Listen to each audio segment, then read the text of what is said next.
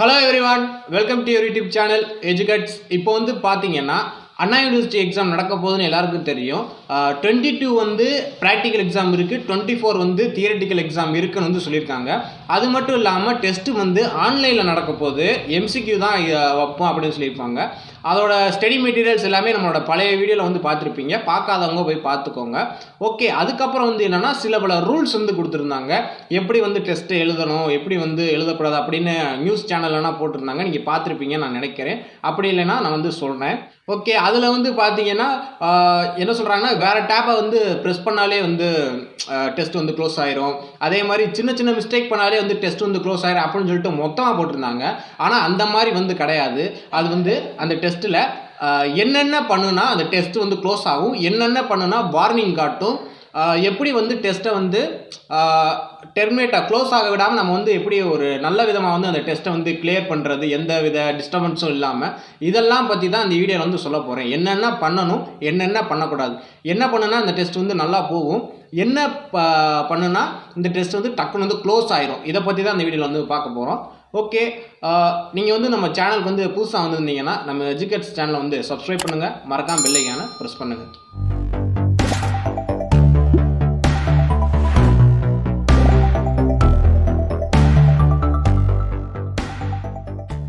Okay, அவங்க first சொல்கிற rules வந்து பார்த்தீங்கன்னா நமக்கு வந்து நெட்டு ஃபெசிலிட்டி வந்து நல்லா இருக்கணும் அப்படின்னு வந்து சொல்கிறாங்க. அப்படி என்ன சொல்கிறாங்கன்னா, ஒரு minimum internet connection, net connection ஸ்லோவாக இருந்தாலும் பரவாயில்ல, நாங்கள் வந்து அதில் வந்து டெஸ்ட்டு பண்ணலாம் அப்படின்னு வந்து சொல்கிறாங்க. ஸ்லோ மீன்ஸ் அவங்க எந்த மாதிரி சொல்கிறாங்கன்னா, மினிமம் வந்து 100 kbps, அதுதான் அவங்க பொறுத்த வரைக்கும் ஸ்லோ. ஸோ இந்த மாதிரி வில்லேஜ் சைடு வந்து இருக்கிறவங்க பார்த்தீங்கன்னா கொஞ்சம் வேறு இடத்துல தான் போய் நீங்கள் வந்து எழுதுகிற மாதிரி இருக்கும், ஃப்ரெண்ட்ஸ் வீட்டுக்கு அந்த மாதிரி போய் தான் எழுதுகிற மாதிரி இருக்கும். ஒரு 50 kbps கீழே இருந்தால் அந்த இடத்துல இருந்து நீங்கள் வந்து டெஸ்ட் வந்து பண்ணாதீங்க. உங்களுக்கு வந்து பார்த்தீங்கன்னா என்னென்னா டெஸ்ட்டுக்குள்ளனா போகும், லோட் ஆகும்.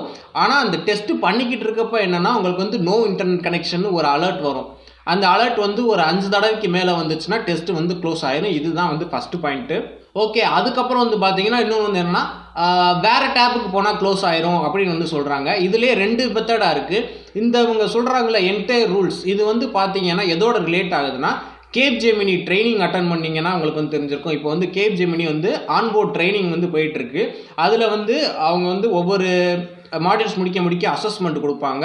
அவங்களுக்கு இந்த மாதிரி இன்ஃபர்மேஷன் டெஸ்ட் எந்த மாதிரி இருக்கும்னா, இந்த அண்ணா யூனிவர்சிட்டி என்னென்ன ரூல்ஸ் கொடுத்துருக்காங்களோ அதெல்லாம் கம்ப்ளீட்டாக அந்த கேப் ஜெமினிலே இருக்குது. ஸோ கிட்டத்தட்ட அதை மேட்ச் பண்ணி தான் நான் வந்து உங்களுக்கு வந்து இப்போ சொல்ல போகிறேன்.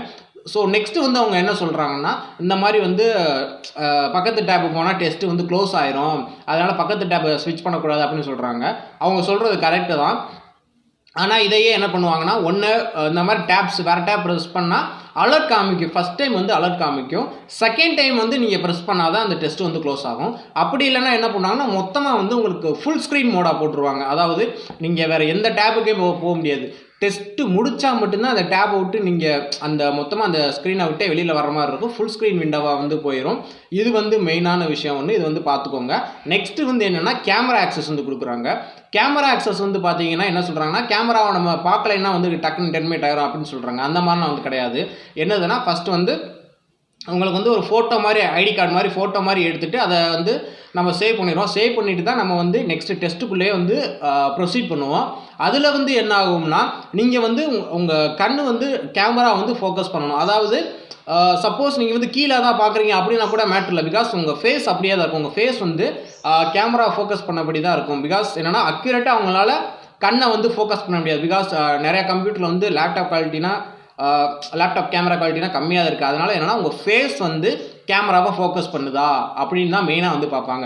மற்றபடி நீங்கள் வந்து இப்படி குனிகிறது, இப்படி நிமிடுறது, இதெல்லாம் வந்து பண்ணிக்கலாம். இந்த மாதிரி கண்ணை இங்கே கொண்டு போகிறது, ஏதாவது சப்போஸ் இங்கே மவுஸ்லேயே ஏதாவது விழுந்துருச்சுன்னா, கீபோர்ட்லேயே ஏதாவது விழுந்துருச்சுன்னா இப்படி தொடக்கிறது, அது மாதிரி கூட பண்ணலாம். அவங்க என்ன மெயினாக பார்க்குறாங்கன்னா, நீங்கள் இப்படி திரும்பக்கூடாது, இந்த மாதிரி வந்து கேமரா ஃபோக்கஸ் பண்ணாமல் சைடில் திரும்பக்கூடாது. அதுக்கப்புறம் வந்து இந்த மாதிரி வந்து திரும்பக்கூடாது. அதாவது உங்கள் ஹெட்டு வந்து கேமரா ஃபோக்கஸ் பண்ணாமல் வேறு ஏதாவது சைடு ஃபோக்கஸ் ஆச்சுன்னா உங்களுக்கு வந்து ஒரு அலர்ட் மெசேஜ் வரும். You are not facing the கேமரான்னு ஒரு அலர்ட் மெசேஜ் ஃபஸ்ட் டைம் வரும். அதுக்கப்புறமா நீங்கள் அது மாதிரி ரிப்பீட்டாக நீங்கள் பண்ணிங்கன்னா தான் உங்களுக்கு வந்து டெஸ்ட் வந்து க்ளோஸ் ஆகும். பிகாஸ் நிறையா கண்டிஷன் இருக்கும். சப்போஸ் சார்ஜர் கூட போயிருக்கலாம், அந்த டைமில் நீங்கள் திரும்பினா டெஸ்ட் வந்து டெர்மினேட் ஆயிருமா? கிடையாது. ஸோ ஃபஸ்ட்டு வந்து இதுக்கு ஒரு அலர்ட் வரும். அதையே நீங்கள் ஒரு 2 to 3 டைம்ஸ் வந்து பண்ணிங்கன்னா ஒன்று வந்து டெஸ்ட் வந்து க்ளோஸ் ஆயிரும். அப்படி இல்லைன்னா என்னென்னா அது மால் ப்ராக்டிஸாக ஒரு கன்சிடர் ஆகி அவங்க வந்து உங்கள் டெஸ்ட்டோட ரிசல்ட்ஸை தனியாக வந்து பெண்ட் பண்ணி வச்சுருப்பாங்க. இதுதான் வந்து செகண்டு. ஓகே, இப்போ வந்து தேர்டு வந்து என்னென்னு பார்த்தீங்கன்னா முக்கியமான ஒன்று, அதுதான் வந்து என்னென்னா மைக் ஆக்சஸ் வந்து என்னென்னா சப்போஸ் வந்து உங்களுக்கு ஆன்சர் யாராவது சொல்லி கொடுக்குறாங்களா இல்லையா அப்படிங்கிற செக் பண்ணுறதுக்கு தான் அந்த மைக் ஆக்சஸ். இதுவும் அந்த கேப்ஜெமினி டெஸ்ட்லேயே இருக்குது. உங்களுக்கு வந்து 1-2 பேர் லேப்டாப்லேயே வந்து மைக் கனெக்ஷன் இருக்கும். அப்படி இல்லைன்னா மைக்கை நீங்கள் வந்து ப்ளக் பண்ணிக்கோங்க.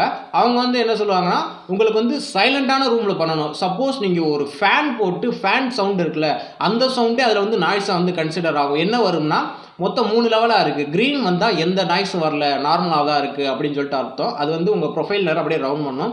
ஆரஞ்சு வந்தால் மீடியம் லெவல் சவுண்ட் இருக்குது அப்படின்னு சொல்லிட்டு அர்த்தம். இதே ரெட் இருந்தால் ரொம்ப நாய்ஸ் இருக்குது அப்படின்னு சொல்லிட்டு அர்த்தம். அப்புறம் வந்து பார்த்தீங்கன்னா அதில் வந்து ஃபேன் சவுண்டு ஓட்டினாலே அது வந்து மீடியம் லெவல் நாய்ஸ்க்கு வந்து வரும். எப்படி வரும்னா அலர்ட் வரும், சம் நாய்ஸ் இந்த பேக்ரவுண்ட் ஆர் சம் டிஸ்டர்பன்ஸ் இந்த பேக்ரவுண்ட் அப்படின்னு சொல்லிட்டு வரணும். அந்த டிஸ்டர்பன்ஸை நம்ம எப்படியாவது வந்து என்னென்னா ஒரு 30 செகண்ட்ஸ் 1 மினிட்குள்ளே அந்த நாய்ஸ் வந்து வரவிடாமல் பண்ணிடணும். அதே மாதிரி என்னன்னா இப்போது வீட்டில் உட்காந்து எக்ஸாம் பண்ணிகிட்டு இருப்பீங்க, திடீர்னு ஒரு ஐஸ்காரை வருவேன், டொன்னு மணி அடிச்சுட்டு வந்து ஐஸ் ஊற்றிட்டு இருப்பாங்க. அப்போ அதெல்லாம் வந்து சவுண்டாக கன்சிடர் ஆகுமே, அந்த டைமில் என்ன பண்ணுறது அப்படின்னு கேட்டிங்கன்னா அந்த டைமில் வந்து உங்களுக்கு ரெட் கலரில் வந்துடும். பிகாஸ் நான் பண்ணும்போது இந்த மாதிரி கேப்ஜெமினி டெஸ்ட் வந்து பண்ணும்போது எனக்கு வந்து ரெட் கலரில் வந்துச்சு. ஆனால் அது வந்து ஒரு என்ன சொல்கிறது, ஒரு கண்டினியூஸாக ரொம்ப நேரம் போகக்கூடாது, ஒரு 2 to 3 மினிட்ஸ் வந்து போகக்கூடாது. அது வந்து ஒரு முடிஞ்ச வரைக்கும் ஒரு 1 மினிட்குள்ளேயே அந்த இது வந்து சால்வ் ஆயிடுச்சு. இப்போ ஏதோ நீங்கள் டக்குனே தும்புறீங்க, அதுவே ஒரு நாய்ஸாக தான் கன்சிடர் ஆகும்.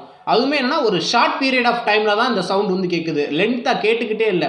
ஒரு 1 மினிட்குள்ளே அந்த சவுண்டு வந்து முடிஞ்சிருச்சு, வரல, பழைய க்ரீன் கலர் பழையபடி நார்மலாக வந்துருச்சு அப்படின்னா வச்சுக்கோங்கன்னா உங்கள் டெஸ்ட் வந்து கண்டினியூவாக வந்து போய்கிட்டே தான் இருக்கும், எந்த வித க்ளோஸும் ஆகாது. சப்போஸ் அந்த நாய்ஸ் வந்து கண்டினியூவாக அதே ஃப்ரீக்குவன்சியில் ஒரு 3 நிமிஷம் 4 நிமிஷத்துக்கு வந்து போய்கிட்டே இருந்துச்சு, கேட்டுக்கிட்டே இருக்குது, அங்கே அலர்ட் வர கேட்டுக்கிட்டே இருக்குது, அதை தாண்டி வந்துக்கிட்டே இருக்குன்னா தான் உங்கள் டெஸ்ட்டு வந்து க்ளோஸ் ஆகும். மற்றபடி நார்மலாக ஒரு நாய்ஸ் கேட்டோம்னா க்ளோஸ் ஆகாது. பிகாஸ் நம்ம இப்படி கையை வைக்கிறது, இப்படி நார்மலாக அதிர்றது எல்லாமே அதில் வந்து கேட்கும். பிகாஸ் மைக்கில் அந்த லெவலில் இருக்குது. ஸோ அதனால் நார்மலாக பண்ணால் க்ளோஸ் ஆகுது, இந்த மாதிரி பண்ணால் தான் க்ளோஸ் ஆகும். ஓகே, லாஸ்ட்டாக வந்து என்ன சொல்கிறாங்கன்னா அவங்க வந்து இந்த மாதிரி ஸ்க்ரீன் மானிட்டரிங் வந்து இருக்கும் அப்படின்னு சொல்லிட்டு சொல்கிறாங்க. ஆனால் மோஸ்ட்லி ஸ்க்ரீன் மானிட்டரிங் வந்து அவங்க பண்ண மாட்டாங்கன்னு நினைக்கிறேன். பிகாஸ் ஃபுல் ஸ்க்ரீன் மோடில் போனதுக்கப்புறம் ஸ்க்ரீன் மானிட்டரிங் எதுக்கு அப்படின்னு கூட விட கூட பாசிபிலிட்டிஸ் இருக்குது. அப்படி இல்லைனா இருந்தாலும் பரவாயில்லன்னு சொல்லிட்டு ஸ்க்ரீன் மானிட்டரிங் கூட பண்ணுவாங்க. அதில் வந்து என்னென்னா உங்கள் ஸ்க்ரீன் வந்து கம்ப்ளீட்டாக வந்து ஷேர் ஸ்க்ரீன் வந்து கொடுத்துருவீங்க டெஸ்ட்டு ஸ்டார்ட் ஆனோடனே. அப்படி கொடுத்தோன்னே உங்கள் ஸ்க்ரீன் வந்து ரெக்கார்ட் ஆகிட்டே இருக்கும், நீங்கள் என்னென்ன பண்ணுறீங்க, பக்கத்து டேப்பில் என்ன இருக்குது. சப்போஸ் வந்து என்ன சொல்கிறது, வேறு டேப் போனால் அவங்க வந்து டெஸ்ட் எதுவும் அலர்ட்டும் வரல, எதுவும் வரல அப்படின்னு நீங்கள் நினச்சிட்டு இருப்பீங்க. ஆனால் ஸ்க்ரீன் மானிட்டரிங் பண்ணுறதுனால நீங்கள் என்னென்ன ஆக்டிவிட்டீஸ் பண்ணுறீங்க எல்லாமே வந்து அதை மானிட்டர் பண்ணிகிட்டே இருப்பாங்க.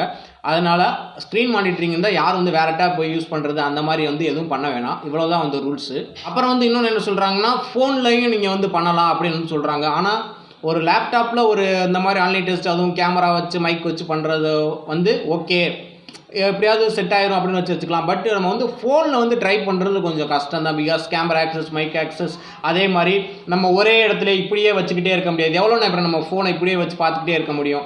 திடீர்னு கழுத்து வலிக்குதுன்னு சொல்லிட்டு இப்படி தலையை தூக்கணும்னா அவ்வளோதான், அலர்ட் மெசேஜ் வந்துடும். சப்போஸ் ஃபோன் வந்து சுவிட்ச் ஆஃப் ஆயிடுச்சுன்னா முடிஞ்சு போச்சு. அதனால் மோஸ்ட்லி யாரும் ஃபோனில் டெஸ்ட்டு பண்ணாதீங்க. முடிஞ்ச வரைக்கும் ஏதாவது லேப்டாப் சிஸ்டம்ஸ்லேயே ட்ரை பண்ணுங்கள். சப்போஸ் எதுவுமே முடியலை, இந்த மாதிரி அந்த சிச்சுவேஷனில் இருக்கனா மட்டும் ஃபோனில் ட்ரை பண்ணுங்கள். இல்லைனா நார்மலாக யாரும் வந்து ஃபோன் வந்து ட்ரை பண்ண வேணாம். இப்போ வந்து மெட்டீரியல்ஸ் எல்லாம் நம்ம குரூப்பில் இருக்குது, அதை நல்லா படித்து நல்ல விதமாக பண்ணுங்கள். ஆல் த பெஸ்ட் உங்கள் எல்லாருக்கும். எக்ஸாம்ஸ் நல்லா பண்ணுங்கள். ஓகே, இந்த வீடியோ பிடிச்சா லைக் பண்ணுங்கள், ஏதாவது தப்பாக சொன்னா கமெண்ட் பண்ணுங்கள். இதே மாதிரி உங்கள் ஃப்ரெண்ட்ஸ் வந்து அண்ணா யூனிவர்சிட்டி எக்ஸாம் எழுதுறாங்களா, என்னென்ன பண்ணணும்னு தெரியலையா, அவங்களுக்கு இந்த வீடியோ வந்து மறக்காமல் ஷேர் பண்ணுங்கள். மறக்காமல் சப்ஸ்கிரைப் பண்ணுங்கள், பெல் ஐக்கானை ப்ரெஸ் பண்ணுங்கள். தேங்க்யூ.